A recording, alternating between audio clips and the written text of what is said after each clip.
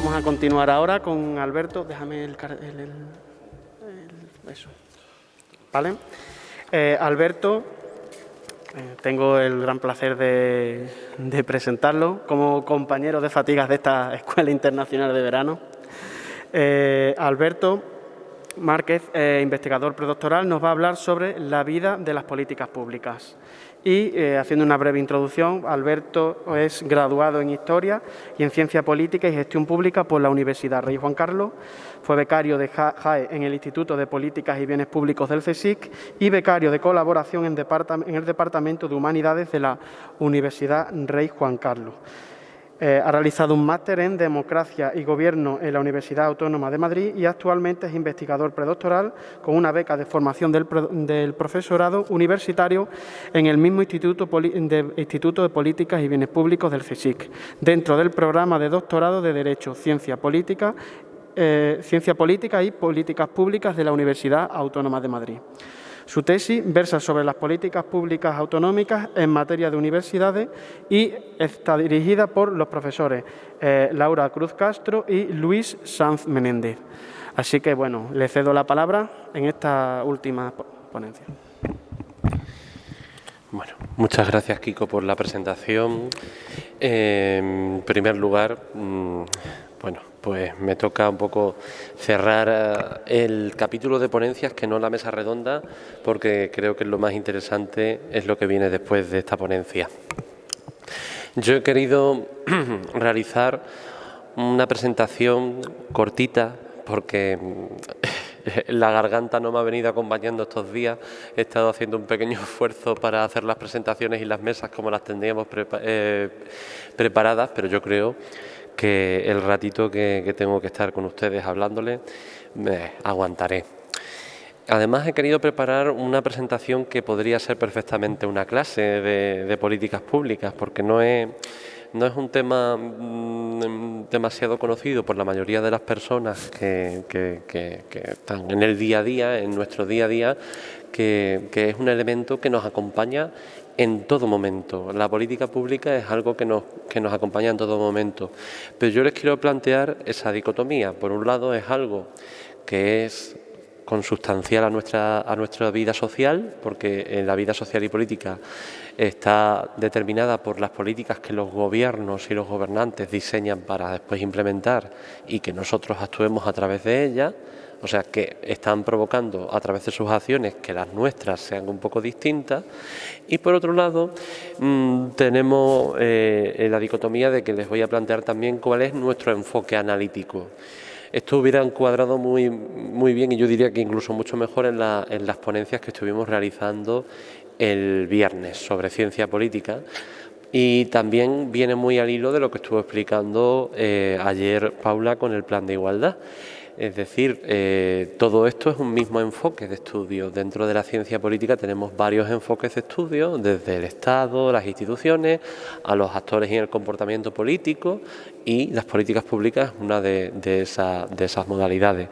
Por eso a mí me gustaría que hoy vayamos a hablar, en primer lugar, un poquito qué son esas políticas públicas, que entiendan un poco de qué tratan las políticas públicas, cómo afectan a nuestra vida, para pasar un poquito a explicar cómo es ese día de una política pública y después encuadrarla dentro de lo que es nuestra disciplina, la ciencia política, para, por último, a través de un ejemplo muy sencillo, entender cuál es nuestro marco analítico, cómo nosotros analizamos las políticas, que no es que las políticas sean una cosa que yo pueda tocar, que yo pueda coger, pero sí es algo que y menos este marco es una manera simple de entender cómo funcionan, pero que nosotros nos sirven para orientarnos en el estudio. O sea, que no entiendan y no crean que lo que les voy a explicar es un modelo perfecto, sino más bien todo lo contrario. Es algo muy abierto, pero que a nosotros nos permite preguntarnos sobre cómo funcionan esas acciones que desarrollan los gobernantes. Bueno, pasando directamente a la pregunta. ¿Qué son las políticas públicas? Yo creo que más o menos lo habrán escuchado muchas veces ustedes en la televisión, pues habrán escuchado 1000 veces en el telediario.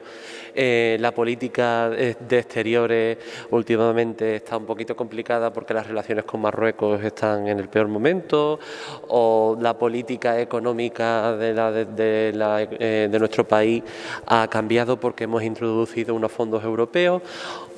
O la política sanitaria está muy pujante últimamente porque tenemos uno de los mejores índices de vacunación del mundo. ¿Qué es esto de la política? Pues la política son acciones que los gobernantes desarrollan para que que afectan directamente a nuestra vida social. Es la manera mediante la cual los actores políticos y nuestros representantes influyen sobre nuestras vidas para orientarlas y ordenarlas de alguna forma. No solo eso, sino para beneficiar muchas veces socialmente a determinados aspectos. Hay políticas de muchísimas materias.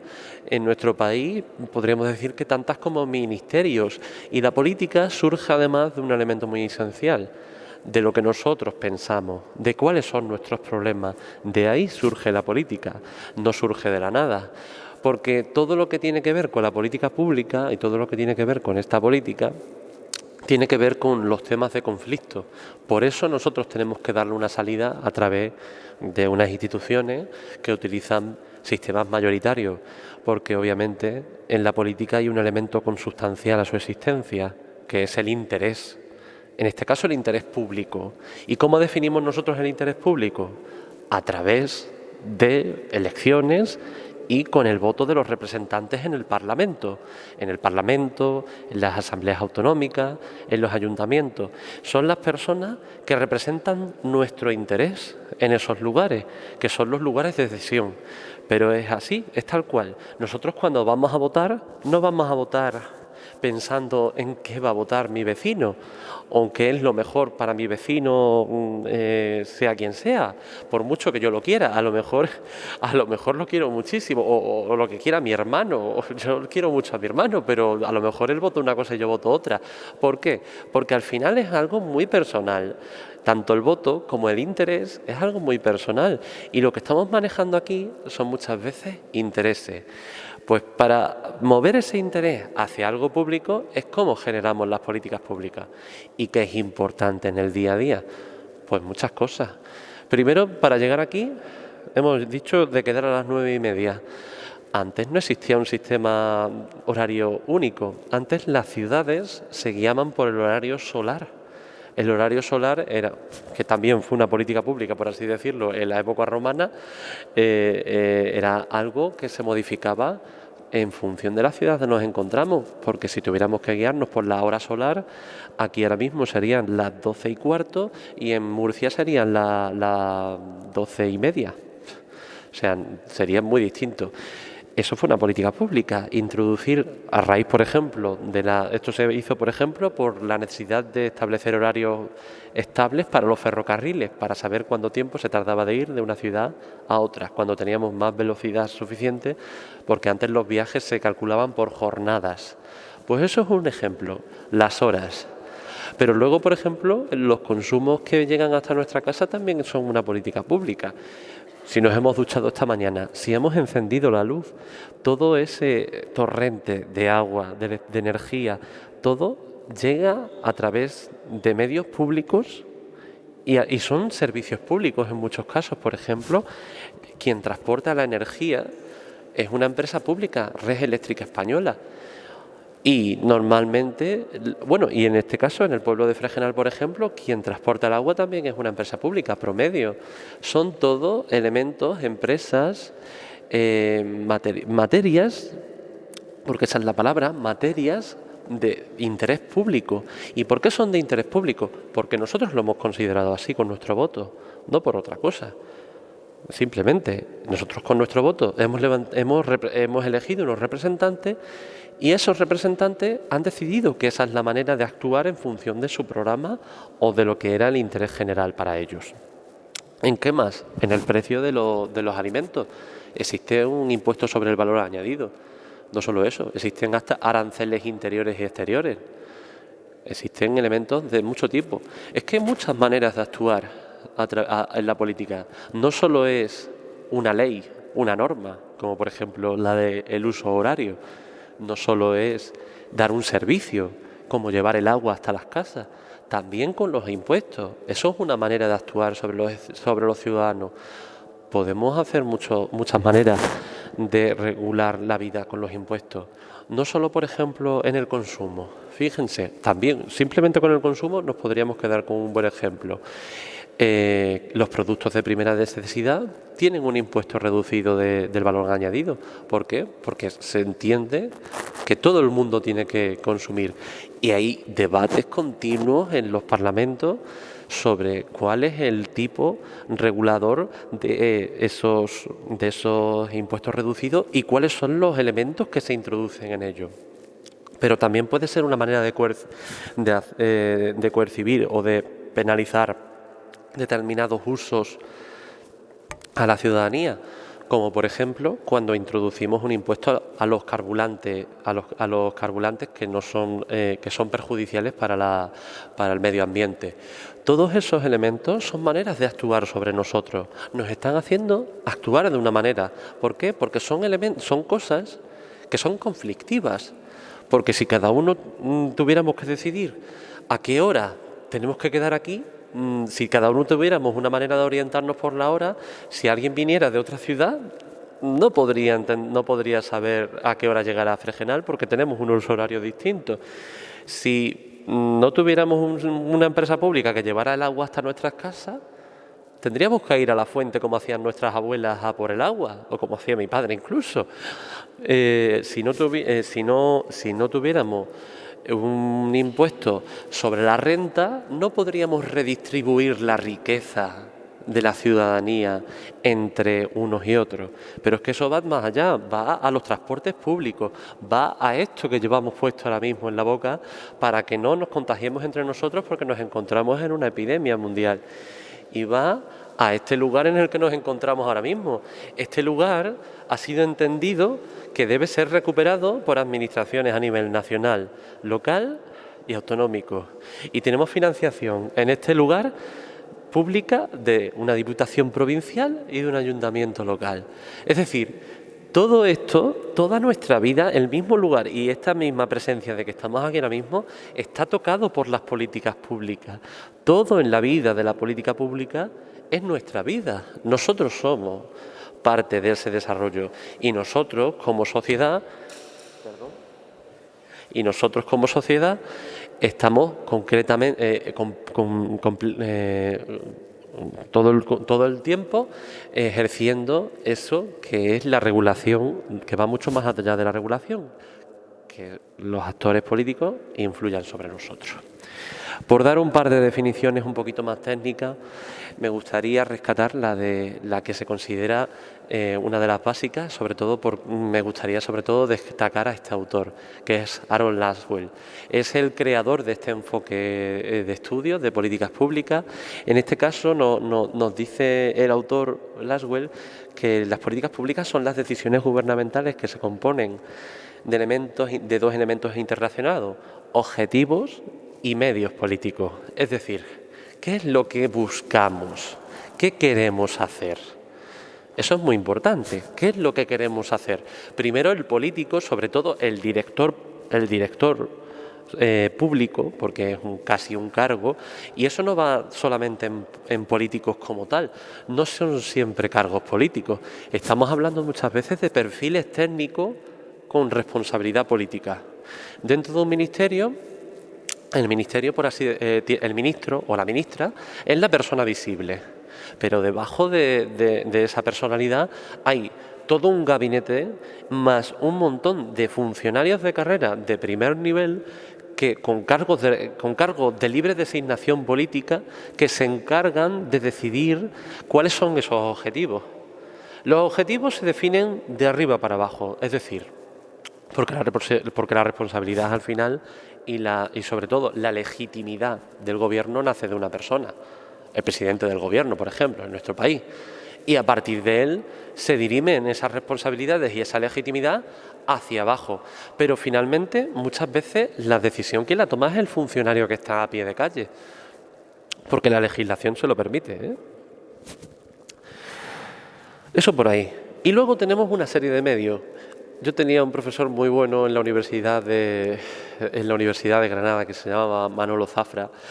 Que se llama Manolo Zafra, por favor, y siempre nos decía en clase que los políticos cuando desarrollan sus acciones cuentan con dos elementos que son muy escasos: el tiempo y el dinero.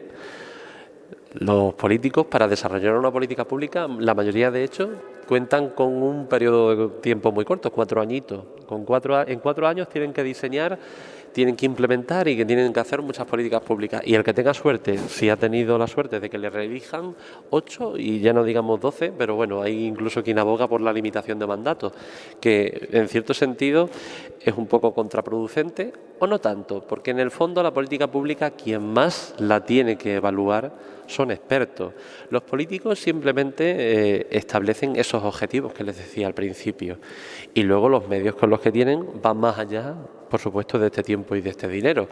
Cuentan con muchos medios que, como les he contado antes, cuentan con una serie de instrumentos que son los que hacen que implican ese cambio o esa orientación que se establece sobre la sociedad. ¿Que cuáles son? Pues ya se lo he dicho: leyes, reglamentos, impuestos. Los impuestos son una manera muy coercitiva de cambiar nuestras vidas. Determinan clarísimamente cómo actuamos en nuestra vida, porque claro, si una familia humilde tuviera que pagar los mismos impuestos que la persona más rica de España, sería muy contradictorio. Por ejemplo, ¿no? Nuestra Constitución dice que eso es injusto, que los regímenes contributivos tienen que ser redistributivos. Por eso es importante diseñar bien las políticas públicas. La otra definición que les quería dar apunta a una cosa muy interesante. En este caso nos la da Dyle en 1972. Esta, si se dan cuenta, introduce un matiz que es esencial. Las políticas públicas no son solo las acciones, también son las inacciones. Lo que no se hace también es una política pública. Les voy a poner un ejemplo bastante tocante y se trató ayer por la tarde. La regulación de la prostitución. La prostitución en España no está regulada. Es algo que existe, que sabemos que existe. Y hay personas que me dirían, hay algunos autores que dicen, cuando no hay una regulación o no hay una política pública sobre algo, entre comillas, no hay, sí hay, por supuesto que la hay, es porque no hay un problema. Bueno, eso de que no hay un problema es siempre debatible. Lo que no hay un problema es en la agenda institucional. A lo mejor sí existe el problema como tal, y ahora les explico lo que es la agenda, ¿vale? Hay un problema, que me he acercado mucho al micro. Hay un problema en la agenda pública entre nosotros. A lo mejor ese problema sí existe. A lo mejor, como planteaba ayer Paula, sí existe ese problema. Lo que pasa es que ese problema tiene que llegar a nuestros representantes, a nuestro político. Y esas personas, esos que nosotros en inglés se llaman stakeholders, es decir, los que sujetan la puerta, son los que tienen que abrir la puerta a que un tema que está en la sociedad entre en la agenda institucional. O sea, que no es tan sencillo que una política se acaba haciendo realidad, que un problema que es social entre en la agenda institucional. Les voy a poner un segundo ejemplo.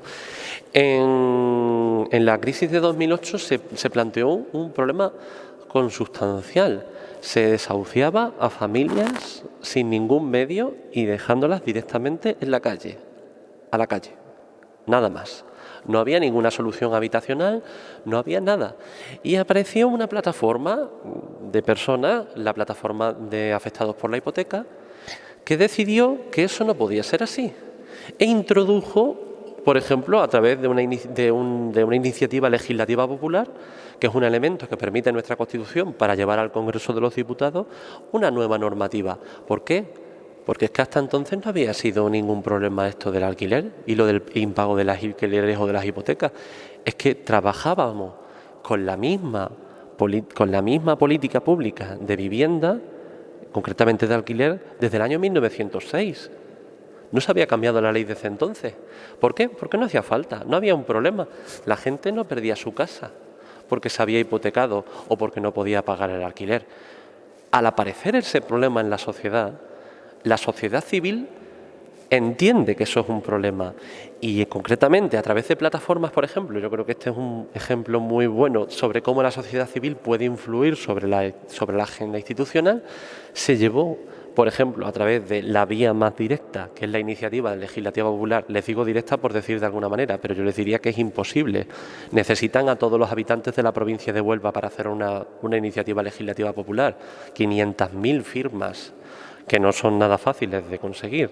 O sea, es que estamos hablando de como si todos los onubenses se metieran directamente a firmar. Es prácticamente imposible. Y les puedo decir que solo ha habido en toda la historia de nuestra democracia una que se haya aprobado. Pero bueno, esa iniciativa, que aunque no se llegó a aprobar finalmente en el Parlamento, sí que sirvió para introducir el tema en la agenda y posteriormente se hizo una reforma vía reglamentaria de la situación de los alquileres, que bueno, ahí sigue todavía en el debate público, sigue en el debate institucional, no es algo que hayamos terminado. Pues eso, lo que les decía, pasar de la inacción a la acción también es una política pública y sobre todo ser inactivo. Si yo no quiero regular la prostitución, estoy consintiendo la prostitución como se da hoy día, por ejemplo, como les decía antes. Vale. Ahora les quiero encuadrar un poquito lo que les decía. Quiero que entiendan un poco a qué nos dedicamos cuando hablamos de políticas públicas. Por un lado, tendríamos, dentro de la ciencia política, que es una disciplina que engloba muchas subdisciplinas, tendríamos, por una parte que estudia al Estado y la política comparada, que es lo que los ingleses llaman la polity, la gran política, y que se dedica a eso, pues al estudio de las instituciones, a las relaciones internacionales, a cómo los estados se relacionan entre ellos. Luego tenemos una disciplina que es muy interesante, que es la que estuvieron, por ejemplo, hablando el pasado viernes Lucas y Jaime, el comportamiento político, que habla sobre, por ejemplo, nuestro voto o cómo se comportan los representantes públicos, pues ese tipo de elementos. Y luego está la disciplina que yo esta subdisciplina de la que yo les estoy hablando, la política pública. Les he puesto dos ejemplos bastante chocante, pero es que todo eso es política pública. Desde la vacuna que le pusieron a Araceli, que es la primera persona que se vacunó en España, hasta las cargas del 1 de octubre. Todo eso son políticas públicas. Son políticas públicas que nos recuerdan, concretamente, por ejemplo, una carga policial nos recuerda mucho a la definición clásica de lo que es un Estado que hacía Max Weber. El poseedor dentro de un territorio, una institución que es poseedora dentro de un territorio de la violencia física legítima. Es decir, el Estado posee dentro de ese territorio la capacidad de coercibir y de hacer lo que desee legítimamente, siempre dentro de un marco constitucional, entenderíamos, al menos en las democracias, esas acciones, las acciones que desea oportuno, porque claro, un impuesto también es violento, nos están quitando dinero, así, tal cual, eso también es un tipo de violencia. Lo que pasa es que es una violencia legítima, es decir, no lo hacemos por el mal, no se está haciendo por el interés propio de un político, bueno, quitando las corrupciones, obviamente, pero eso sería otro tema. Estamos hablando de un interés general. Cuando nosotros nos quitan dinero, obligatoriamente, no te ponen una pistola en la cabeza, al menos la mayoría, pero es verdad que si no pagas impuestos o si no pagas muchos impuestos, vas a la cárcel. Claro, es que es obligatorio pagar impuestos. No es por algo malo, en teoría debe ser por algo bueno, por generar una política pública, por generar una vida pública. Vale, pues era para que entendieran un poquito en dónde nos estamos encuadrando. Y ahora les voy a hablar del marco analítico en el que nos basamos los politólogos para entender cómo funciona la política pública. Les vuelvo a repetir que esto es un modelo teórico, que además es muy parecido al que les planteaba Lasswell, que es el primer autor del que les hablaba, pero que después ha sufrido algunas modificaciones y ahora mismo yo lo planteo en 5 etapas distintas. La primera es la que les venía diciendo desde un principio. Los problemas existen. La sociedad entiende que existen unos problemas, pero para pasar esa agenda pública, que es lo que opinamos la ciudadanía, a la agenda institucional, se tiene que dar el primer paso, una configuración de la agenda. Ahora todo esto se lo explicaré con ejemplos. Segundo paso, cuando el político o el director público es consciente de que existe el problema, se lleva al Parlamento, no se lleva al Parlamento, se piensa cómo podemos solucionar el problema. No es tan sencillo, no es una cosa que se haga de cualquier manera. Y además hay muchas formas de solucionar un mismo problema. Por ejemplo, no queremos que la gente contamine, ¿vale? Pues prohibimos los coches. Mañana no se pueden salir con coches a la calle. Venga, hombre, no vamos a hacerlo así tampoco. Sería un poquito fuerte, ¿no? Entonces lo planteamos como, vale, vamos a plantearlo poquito a poco esto, venga, vamos a hacerlo con calma. Vamos a poner un impuesto al diésel. ¿Por qué? Porque el diésel contamina. De esa manera, a lo mejor la gente se piensa, y no solo eso, también vamos a poner una ayuda a las personas que se quieren comprar un coche eléctrico. ¿Por qué? Porque de esa manera la gente va a decir, uff, qué caro está el diésel, madre mía, este mes ha subido ha subido a no sé cuánto, a 1,20, porque esto del impuesto, madre mía, por favor, ¿cómo está el diésel? Yo me compro un coche eléctrico que encima me da el gobierno no sé cuánto dinero de financiación y ya está, y para lo que uso yo un coche, o ni eso, yo no me compro un coche, yo me voy en metro mañana al trabajo o me voy andando. O me compro una bicicleta. El caso es que hay muchas maneras de coercibir a las personas. No hay una manera sola simple. Ayer, por ejemplo, Paula nos estuvo hablando mucho de cómo se tiene que hacer este proceso de formulación. Se tiene que hacer primero un diagnóstico de la situación para posteriormente tomar una decisión, que sería el siguiente paso. Esas tomas de decisiones suelen ser bastante institucionales, están bastante regladas y están tasadas en nuestras sociedades democráticas. Las decisiones se toman en las cámaras representativas normalmente, en el Congreso de los Diputados, el Senado, las asambleas autonómicas y los plenos municipales, que son los lugares donde se toman esas decisiones.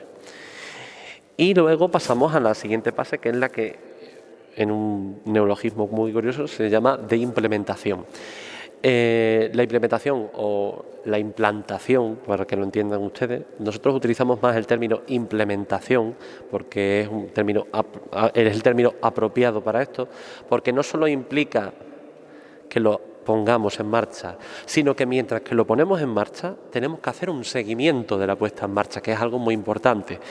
Antes de que apareciera este marco de estudio, las personas, cuando se ponían una política pública en marcha o se hacían políticas públicas, no se hacía seguimiento. Ya no digamos lo siguiente, que ahora pasamos a la evaluación, ya no digamos lo siguiente, porque en muchos países se sigue sin hacer evaluación. En España estamos empezando a hacer evaluación, ya no digamos prospección, que eso, bueno, venga, no me adelanto, perdón. La implementación va más allá de una implantación simplemente porque significa que nosotros en el proceso de formulación hemos diseñado unos objetivos a seguir, hemos introducido unos indicadores que nos van a decir cuándo estamos cumpliendo lo que hemos decidido que vamos a hacer y nos permiten seguir esa implantación de la política, esa implementación. Es decir, cuando formulamos, establecemos una serie de pasos a tomar, establecemos una serie de lugares a donde tenemos que llegar y posteriormente tenemos que seguir y ver si eso está pasando de verdad. Porque si no, es complicado. O sea, entonces, venga, vamos a hacer la normativa sobre todo el mundo apaga las luces a las 5 de la tarde. No se pueden encender las luces a las 5 de la tarde, pero luego no la cumplimos. O una más sencilla, vamos a hacer una normativa de mascarilla y no se la pone nadie. O no ponemos unas multas para decir que no se la pongan. Pues no, tiene que haber una forma. Y por último tenemos la evaluación. Esa evaluación nos sirve a nosotros y no tiene por qué ser en este mismo orden. A lo mejor la evaluación se desarrolla en varios puntos de la implementación. ¿Por qué? Porque nosotros tenemos que siempre pensar que la política no es perfecta. Y esto, si algún político me está escuchando, por favor, que le quede claro. Las políticas públicas no son perfectas. Siempre tienen fallos. ¿Por qué? Porque sí, porque somos humanos, y el interés público varía con el tiempo. No podemos aspirar a que siempre tengamos lo mismo, a que siempre aspiremos a lo mismo. Tenemos que aspirar a mejorar. Siempre hay un margen de mejora en todo. Bueno, voy a pasar directamente al ejemplo para que entiendan bien lo que les quería decir. Les quería poner el ejemplo, para que fuera muy cercano, de Fregenal. En Fregenal tenemos un complejo turístico que se llama Entre Encinas y Estrellas, que ha puesto mucho en valor la importancia que tiene el cielo nocturno en nuestros parajes naturales, concretamente en el entorno del santuario de Nuestra Señora Santa María de los Remedios. Es un lugar idóneo para observar el cielo. ¿Qué pasa? Que ciertamente hay algo de contaminación lumínica de nuestros pueblos. Por ejemplo, Fregenal tiene algo de contaminación lumínica. Si se fijan en esa foto, la de abajo, verán que tiene un poquito de luz en la línea de horizonte. Eso es Jerez de los Caballeros. Eso enturbia la observación del cielo. La empresa, en un ejercicio totalmente legítimo, introduce el tema en la agenda y habla con los representantes públicos fresnenses. Oye, nos pasa esto. El cielo nos enturbia y nosotros tenemos aquí unos telescopios, tenemos una gente que viene a vernos y esto no se ve. ¿Qué dice el ayuntamiento? Pues vamos a ver si lo arreglamos. Vamos a formular una solución. ¿Cuál es la solución? Pues intentar que todas esas líneas de horizonte con mucha luz se reduzcan. ¿Cómo? Hablando con otros alcaldes y otros ayuntamientos y promoviendo normativas o cambiando el alumbrado que utilizamos. Se puede hacer de muchas maneras, o pidiendo simplemente, por favor, oiga, esta empresa que tiene las luces encendidas toda la noche y tiene unos halógenos que me están comiendo todo el cielo, por favor, ¿no les podría pagar? Así de sencillo. Se formula cuál es la mejor forma y luego se toma una decisión. Llevamos esta decisión al Pleno y en este caso se aprueba una reglamentación, se aprueba una ordenanza sobre el cielo nocturno, que además es única. Hay algunos casos más, pero lo que hacen es regular que esa contaminación lumínica no afecte a la empresa.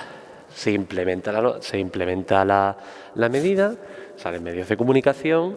Por ejemplo, pues una solución podría ser que se implementase, ¿no? Pues el castillo se apaga a ciertas horas, durante las ferias y fiestas se utilizan hasta ciertas horas las iluminaciones de Navidad están permitidas pero solo en ciertos horarios, o cambiamos la calidez de las luces de nuestras calles, ¿no? A partir de ahora vamos a utilizar otra tonalidad de las luces de las calles. ¿Para qué? Para cambiarlo. Pero es muy importante el siguiente paso. ¿Ha funcionado esto? Pues esto habría que evaluarlo y habría que hacer un seguimiento de todo esto. No solo para el cielo nocturno, esto sirve para toda nuestra política local, autonómica, nacional y europea. Tenemos muchas instancias a las que recurrir y como actores sociales que somos, tenemos que ser muy conscientes de que somos los principales decisores en este ciclo de políticas públicas. Y nada, muchísimas gracias por su atención y espero que les haya gustado la ponencia.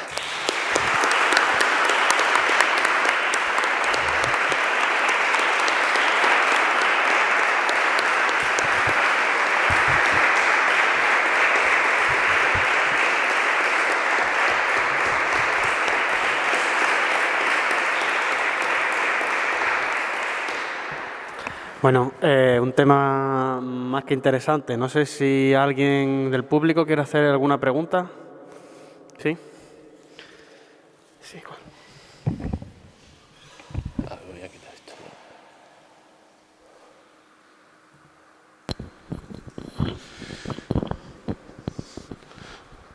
Sí, hola, pues me ha gustado mucho, efectivamente. Gracias. Me ha parecido muy didáctico. Pero yo te voy a hacer una enmienda a la totalidad. Vale. Primero, los impuestos que se pretenden ser redistributivos no lo son. El IVA no es redistributivo, el impuesto de sociedades no es redistributivo. El impuesto ese al diésel no es redistributivo, aquí lo paga tanto el rico como el pobre con la misma cuantía, ¿no? Segundo, ¿los parlamentos de verdad deciden algo? Yo no lo sé. ¿Los parlamentos deciden algo?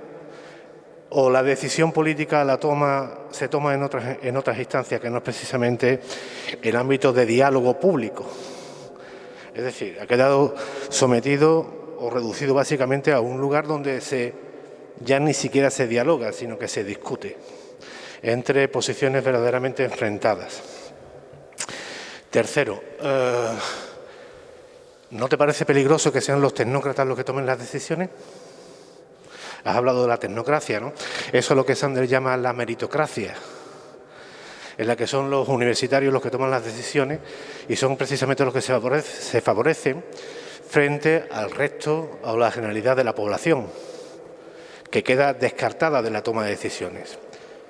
¿De verdad el voto que emitimos cada 4 años o cada 2 o cada 1 decide las políticas públicas? Y me ha parecido verdaderamente significativo el ejemplo que has puesto. La política pública, bueno, citando a Harari, ¿no?, que supongo que habrás leído, que dice que el liberalismo ha trasladado lo que es el ámbito de la solidaridad desde la familia, la que te protegía, era la familia o el pequeño grupo social, la comunidad, la ha trasladado hacia el Estado. El Estado es ahora el que te provee las medicinas, la educación, lo que antes hacía en tu casa, ¿no? Y, sin embargo, este liberalismo, del que la socialdemocracia no es más que otra muestra más, para no mezclar conceptos, que este liberalismo está sustancialmente basado en el consumerismo, en el consumismo desbocado y en lo que sería actualmente el capitalismo desbocado en el que estamos viviendo. Y ahí va mi pregunta y tu ejemplo. ¿La decisión política la toma el municipio, el gobierno o la toma la empresa? Temas puntiagudos, vamos a decir. A ver, voy a intentar ir por orden en las preguntas que se han planteado. Sobre la redistribución de los impuestos. A ver, yo cuando me he referido a impuestos redistributivos me he querido referir exclusivamente al IRPF, a la renta, que diríamos que sería el más redistributivo de todos, en teoría, porque es el que en teoría grava en función de los márgenes, de los escalones, no me sale la palabra técnica, los escalones de riqueza o de ingresos, perdón, o de renta a cada una de las personas. ¿El IVA no es redistributivo? Pues nuestros vecinos escandinavos no estarían de acuerdo con ellos, porque claro, depende de qué tipos de IVA y depende de qué IVA pongamos. Aquí en España verdaderamente no es redistributivo. Pero, por ejemplo, yo, por lo que conozco, en Suecia, en Dinamarca, en Noruega, se utilizan de una manera muy ingeniosa el impuesto sobre el valor añadido, porque en función de los productos que se están gravando, se ponen gravámenes muy distintos. Entonces, no vamos a gravar de la misma manera, igual que se hace aquí con los productos genéricos y los de primera necesidad. Allí se establecen muchas más tipologías para el IVA que permiten gravar directamente a las mayores fortunas. Pongo un ejemplo. Todos los artículos de lujo en esos países tienen un gravamen muchísimo más alto que cualquier gravamen normal, que el medio. Y hay muchos más productos que son considerados de primera necesidad, que en esos países tienen un tipo que se acerca muchísimo más al 0%. De esa manera están actuando directamente sobre lo último que decía, sobre el consumo, obviamente, claro. Si los impuestos, por ejemplo, como el valor añadido, se hacen sobre el consumo, se hacen sobre artículos, bienes y servicios, va a ir sobre el consumo. Pero eso yo creo que no tiene nada que ver con la política. Eso estaríamos hablando de temas de economía y casi de filosofía, diría yo. Entonces no voy a entrar por ahí tampoco. Los parlamentos deciden algo. Hombre, claro. es que si todos los diputados se pusieran en huelga, ahí no se votaría nada y no saldría nada adelante. Y decía mucha gente cuando estábamos con la legislatura parada, que no teníamos gobierno. ¿Quién ha dicho que no tenemos gobierno? Mientras que no se votaba al nuevo presidente, el otro ejecutivo estaba desarrollando sus políticas públicas con toda la libertad. Y si se hubiera tenido que aplicar el 155 como se hizo en Cataluña con las Cortes, con la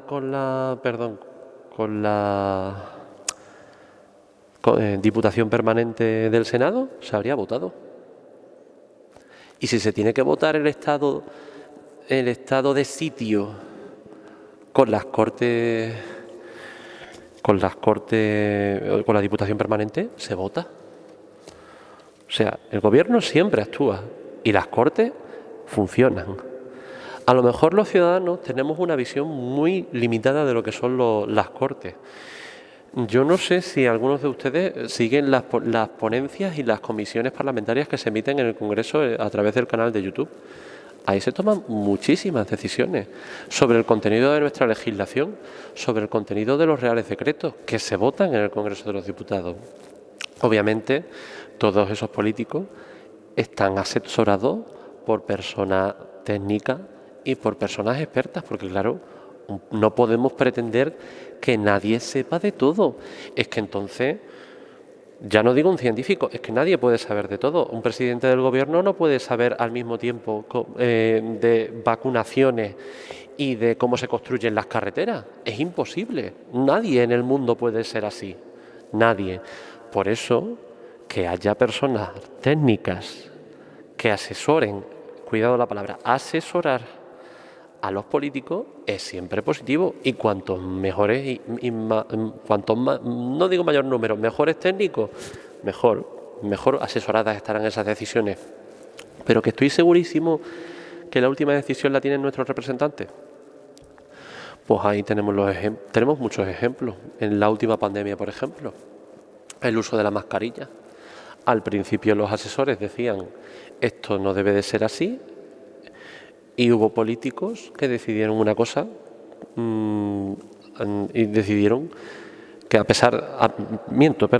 la Organización Mundial de la Salud, que está llena de técnicos, que eso sí que sería una tecnocracia pura, La Organización Mundial de la Salud son médicos colegiados que están dentro de la organización porque es obligatorio, y deciden que debería ser obligatorio en todos los países ponerse la mascarilla.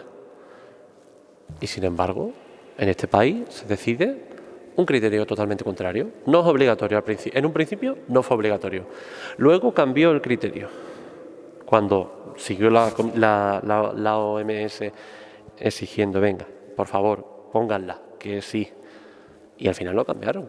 Pero es que claro, al final la última decisión lo tiene un político. Siempre la última decisión. Bueno, me voy a meter en un jardín. En Fregenal hemos visto un enfrentamiento directo, que es por todos conocido, entre un técnico del ayuntamiento y el gobierno local. ¿Qué tecnocracia es esa? Ninguna. La última decisión siempre la tiene el cargo político, el pleno del ayuntamiento. Y aunque las decisiones del técnico fueran unas, el pleno del ayuntamiento tiene poder para levantar tantas limitaciones como ponga ese técnico. Y es un habilitado nacional. O sea, la última decisión en ese caso concreto siempre la tiene el político, y al político lo elegimos nosotros. Ahora podemos estar más o menos de acuerdo con qué político nos gobierne en cada uno de los niveles de gobierno y cómo desarrolla su política, pero por supuestísimo que la última decisión la toman los políticos, siempre. Y no, claro que los tecnócratas no deciden, desde luego. Y si el voto decide las políticas públicas directamente, no, ya lo hemos dicho antes. Y además creo que he puesto varios ejemplos. Lo he dejado muy claro en esto. Una cosa es lo que nosotros pensamos, la agenda pública. Nosotros podemos tener muchas inquietudes, pero si no somos capaces de introducir en la agenda institucional esos temas que son preocupaciones públicas, es muy difícil que se lleguen a cabo las políticas públicas. El ejemplo lo tenemos con lo que hemos dicho antes. Yo creo que, por ejemplo, en el movimiento feminista, que es más que mayoritario en nuestro país, se tiene el debate sobre, se está planteando el tema de prohibir la prostitución. ¿Se ha escuchado algo en el Congreso de los Diputados sobre ello? No. Es que es difícil introducir un tema en la agenda institucional, porque hay temas que son complicados. Este en concreto es tan puntiagudo que nadie quiere meterse en él. Y sobre la reflexión, me ha gustado mucho lo de la solidaridad la tiene el Estado. Bueno, pues eso no tiene por qué ser tampoco muy negativo. Eso sin duda permite una cosa muy importante, que hasta donde podamos todos seamos iguales. Y me explico.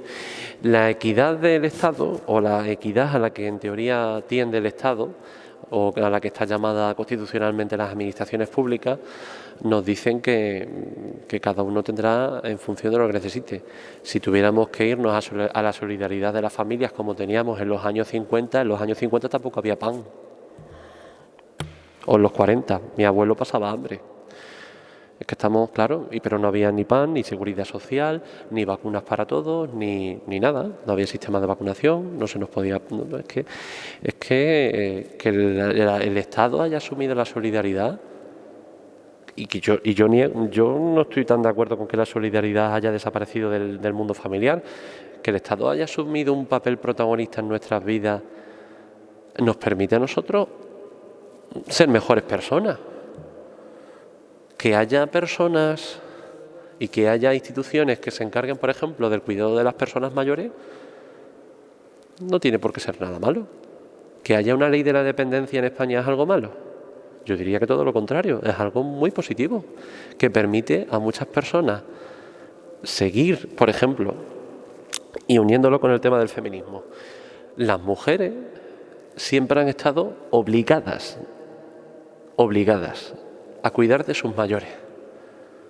Si no fuera por una ley, si se cumpliera en condiciones una ley de la dependencia, ojalá se estuviera implantada del todo, no sería necesario que esas personas dejaran de desarrollarse personalmente. Si consideran que ellas pueden hacerlo, o ellos, que también pueden hacerlo perfectamente, pueden cuidar de sus mayores, es estupendo. Pero es que el Estado asuma esa solidaridad es algo muy positivo, a mi parecer. ¿Alguna pregunta más? Maite.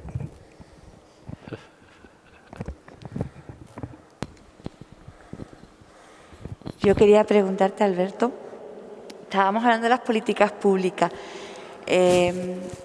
Mi duda es si las políticas públicas normalmente vienen recogidas en los programas de los partidos, porque es que me da la impresión de que nunca se vota con una ideología, pero no sabemos realmente si... Es decir, no leemos los programas de cada partido político. Bueno, yo en mi caso sí que los leo, pero después, ¿sabes? Porque se vota una cosa, se vota unas políticas que me imagino que eso van reflejadas previamente en los programas, ¿no? Vale. Lo primero de todo depende del programa del partido. Si tuviéramos que leer el programa que ha planteado Isabel Díaz Ayuso para las últimas elecciones madrileñas, sería complicado saber qué políticas públicas hay en una palabra solo. Ese sería un ejemplo. Pero si nos centramos, por ejemplo, en los programas políticos de Fregenal, que yo sí me los leo todos normalmente, los programas que se hacen para las elecciones locales, esos son todo políticas públicas, literalmente. También tengo ahora mismo el ejemplo aquí delante, pues me lo tenía que haber traído. Yo me acuerdo que lo típico, arreglar la calle, el rodeo, arreglar el recinto ferial, adecentar el entorno de la fuente no sé qué, restaurar la iglesia de los jesuitas. Eso son todo políticas. En el fondo lo que enuncian los partidos políticos, sobre todo este tipo de programas así a nivel local, que suelen ser como más cercanos y suelen ser muy concretos, son políticas públicas. Cada uno de esos puntos son políticas públicas. Que esos programas se cumplan dependen de muchas cosas. no necesariamente del interés de los políticos. Seguramente si un político o un partido escribe en su programa yo quiero hacer todo esto, su ideal sería cumplirlo a rajatabla. ¿Qué pasa? Luego, cuando uno llega al gobierno, tiene que mediar con esos dos aspectos que yo he dicho al principio, tiempo y dinero. Un alcalde de un pueblo no tiene nada más que 4 años en principio para, con un presupuesto muy reducido, hacer todo lo que se ha planteado. Pero la pregunta sí. Un programa, por ejemplo, de un pueblo, eso son todo políticas públicas, pero todo es todo. O sea, punto por punto. Es cada uno una política pública distinta. Promocionar la cultura, promocionar el asociacionismo, reflejar la importancia de la mujer en la vida fresnense, hacer ayudas a las asociaciones. Todos son políticas, son enunciados objetivos de políticas públicas. Son objetivos y los instrumentos que utilicen ya son otras cosas, claro, son los medios por los que llegan a esas políticas, a esos objetivos. ¿Alguna pregunta más? Recordamos que si hace falta por internet también se puede hacer alguna por el canal de YouTube. Creo que Paula tiene preguntas.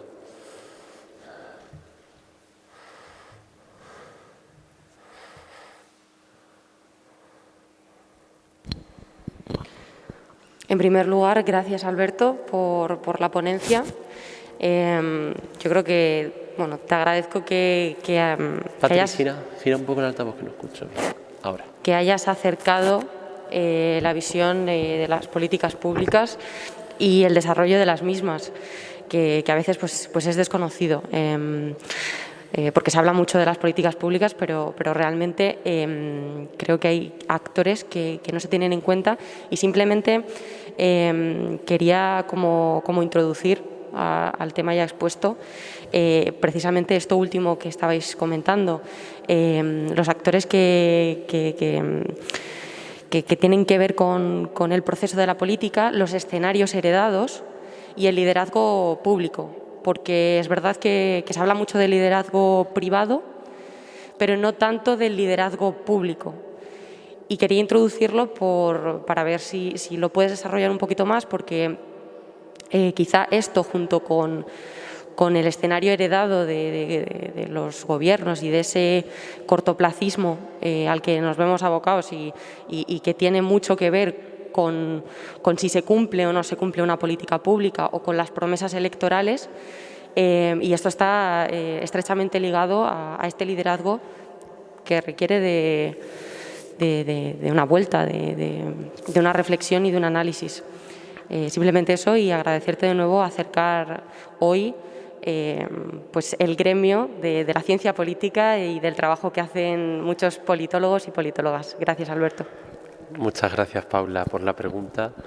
Paula, como es politóloga y como es muy inteligente, ha apuntado un tema que yo no he querido introducir en esta ponencia, pero que es muy interesante, que esto quedaría para una ponencia entera, que es lo que ella ha llamado escenarios heredados y lo que en ciencia política nosotros conocemos como, en inglés, path dependence, o la dependencia del camino. Es decir, cuando un alcalde se sienta en el sillón del alcalde de Fregenal, cuando, por ejemplo, Tina Rodríguez llegó alcaldesa de Fregenal y se sentó en su mesa, no se encontró con una mesa vacía, seguramente. Se encontró seguramente con una montaña así de papeles de cosas que había que pagar. Es que, claro, la política no nace cada vez que votamos, no nace de la nada.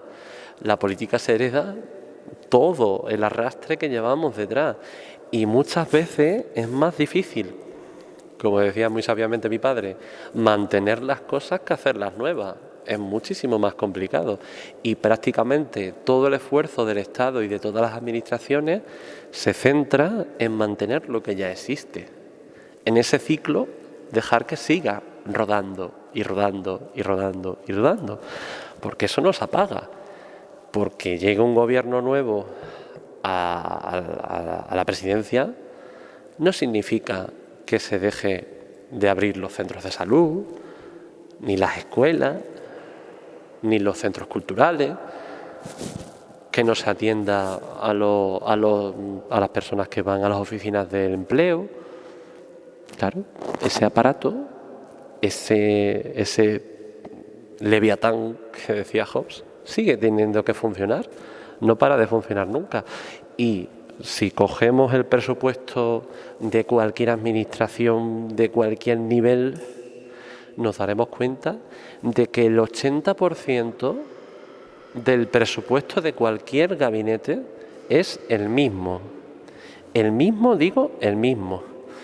Y para cambiar el otro 20% es bastante complicado, porque hay que ajustar siempre mucho, y eso es un lío en el que yo ya no me voy a meter, pero claro, el trabajo de los ministros de Hacienda y de los gabinetes de los ministros de Hacienda y de todo el ministerio es un trabajo dificilísimo, porque si yo quiero introducir una política nueva, ¿de dónde saco el dinero? Porque claro, lo tengo que quitar de aquí para ponerlo aquí. Un ejemplo muy clásico que a mí se me ocurre, que se me viene a la cabeza. Una política muy novedosa que no existía antes, la política de memoria histórica. Esa política, en el anterior gobierno tenía 0 euros de presupuesto, en el gobierno de Mariano Rajoy, 0 euros. Decidió que aunque había una ley que imperaba que eso existiera, no se desarrollaba la política pública. Y es más, yo recuerdo que existían discursos de vanagloriarse de esa ausencia de esa política pública, de que no se invertía ni 1 euro en esa política pública. Eso va a lo que decía Day antes, como les decía. La ausencia de política también es una política. Pues para poder modificar esa partida presupuestaria, hay que quitarla en otras partes de la partida, porque los ingresos, más a grosso modo, cambian relativamente. Ya no digamos en un ejercicio económico regresivo, como por ejemplo la crisis de 2008 o como este año pasado. O sea que es complicado. Pero muy bien apuntado lo que decía Paula. Es muy importante esa dependencia de la senda, esa dependencia del camino. Cuando es como un relevista, ahora que estamos con los Juegos Olímpicos, cuando un alcalde, un presidente del gobierno, un gabinete, le da el relevo al siguiente, le da al mismo tiempo casi una mochila entera que tiene que ir cargando hasta que se la entregue al siguiente. Y eso es lo más difícil de cambiar. Querer cambiar el rumbo es muchas veces muy complicado y se producen muy pocas ocasiones en la historia en la que la política pública puede cambiar sustancialmente. Y precisamente estamos en uno de esos momentos. Los fondos europeos, los fondos Next Generation, son un momento idóneo para cambiar completamente la política pública en todos los aspectos. ¿Por qué? Porque la Unión Europea y por ende todas las administraciones que están debajo de ella han decidido endeudarse para hacer una increíble inyección de dinero público en infraestructura, en renovación digital, en reducir brechas salariales, en un montón de aspectos que pueden cambiar determinantemente nuestra vida. Según lo que dicen los economistas actuales, estamos en uno de los puntos más determinantes de la historia económica de nuestro país. Lo estamos. Porque que de repente, de la nada, metamos 17.000 millones de euros en el presupuesto de un país, de la nada, ¡hala!, para vosotros. Eso es un cambio enorme, enorme. Y todo eso se puede invertir en cosas nuevas. Claro, hasta entonces, más o menos, pues todos íbamos ajustando a lo que teníamos, podía subir más, podía bajar, pues, en función de los ingresos de cada año, porque claro, función de cuáles son los impuestos de este año, cómo ha sido la distribución, cómo ha sido el consumo. Son muchos elementos. Pero una inyección de dinero público tan grande, tan directa, eso puede cambiar totalmente la política pública. Y va a determinar seguramente la política de los próximos 30 o 40 años de la historia de España. La política que se haga ahora. El gobierno que está ahora tiene en sus manos un instrumento esencial, una gran cantidad de dinero público. Que eso no lo han tenido ninguno desde Pues, no sé, desde nunca. Desde el expansionismo, muchos autores están apuntando a que desde el cambio económico que se produjo con el aperturismo franquista, se dice que es y junto con los pactos de la Moncloa son los 3 puntos más determinantes para un sistema económico muy cambiante y para el desarrollo de unas políticas públicas muy novedosas. Es que fíjense, vamos a introducir políticas que antes nadie se podía plantear. Vamos a digitalizar toda la administración, pero toda. Es que antes no se podía ni plantear tal cosa porque no había dinero. Llevan años detrás de décadas detrás de este objetivo y hasta ahora no lo hemos podido hacer. ¿Por qué? Porque ahora hay dinero para hacerlo. Bueno, ¿hay alguna pregunta más en el público o en las redes? Bueno, pues vamos a pasar entonces. Vamos a hacer un descansito de 15 minutos mientras que preparamos la última mesa redonda, que es la que queremos que intervengan más ustedes para que nos den ideas para el próximo año, y eso, descansamos 15 minutitos y ahora volvemos. Muchas gracias.